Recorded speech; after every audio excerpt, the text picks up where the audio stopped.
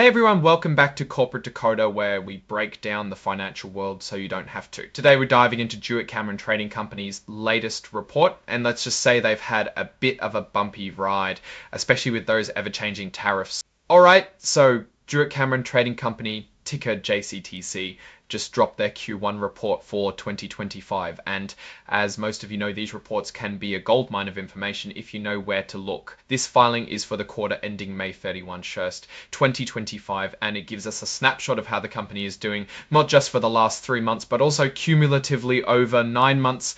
Let's start with the balance sheet, which is like a company's financial snapshot.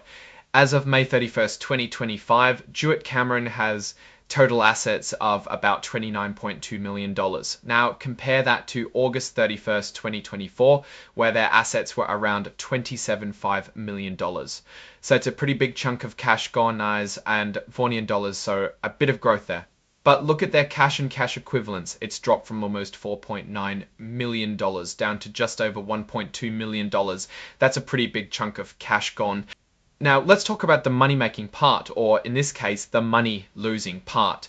For the 9-month period ending May 31st, 2025, they reported a net loss of a whopping $1.88 million. That's quite a turnaround from the same period last year when they actually made a profit of nearly $912,000. This quarter alone, the 3 months ending May 31, 2025, they lost almost $650,000. That really explains the cash drop we saw earlier. But what's driving these losses? Let's look at sales. For the 9 months ending May 31, 2025, sales were down by about 9% compared to last year, coming in at just over $30.9 million. The company blames this partly on a general slowdown in consumer spending, especially for home improvement and pet products. And then there's the big one, tariffs. The company specifically calls out that fluctuating tariffs, particularly on steel and aluminum, have caused a lot of confusion for customers and retailers. Imagine trying to price your products when the cost of your raw materials can jump by 50% or more overnight. It makes customers hesitant to buy and creates a real headache for businesses like Jewett-Cameron. Their main business, pet, fencing, and other products, saw sales drop by about 9% for the 9-month period. The fencing business in particular had supply issues, meaning they couldn't get enough cedar to meet demand, and their metal products, they were hit hard by all the tariff uncertainty, causing customers to pause their purchasing. Even their industrial wood product segment, Greenwood, saw sales drop by 24% for the quarter. They're blaming a shortage of seats for new buses, which slowed down production in the transportation industry. And the impact of all this is visible in their gross margin. It fell from over 20% last year to about 17.5% for the 9 months. This means for every dollar of sales, they're keeping less money because their costs like shipping and tariffs are just going up. Now remember that drop in cash we talked about. A big reason for that is their line of credit. As of May 31st, 2025, they owe about $2.4 million on their line of credit. This is new debt compared to last year when they owed nothing. They're using this to fund inventory purchases, especially for the busy spring and summer seasons. But with rising interest rates, the cost of this borrowing is also increasing. Their interest rate is a hefty 12.25%. Let's look at their customers. They have a concentration of risk here too. For their accounts receivable, which is money owed to them by customers, a huge chunk, about 78%, comes from just 2 customers. That's a big dependency. If one of those major customers decides to go elsewhere, it could really hurt Jewett-Cameron. They also mention a legal compliance issue, the Uyghur Forced Labor Prevention Act.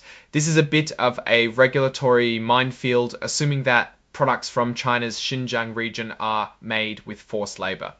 Jewett-Cameron states they've ensured their suppliers comply with this law. That's crucial for avoiding serious import problems. And in the things that keep management up at night category, they acknowledge the risk of product liability claims. While they have insurance, there's always the chance that a claim could exceed their coverage or make future insurance much more expensive.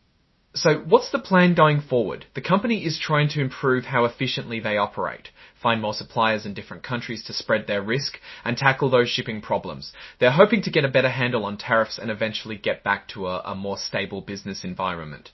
Now, let's talk about the real story here. Jewett-Cameron is clearly facing a storm of challenges.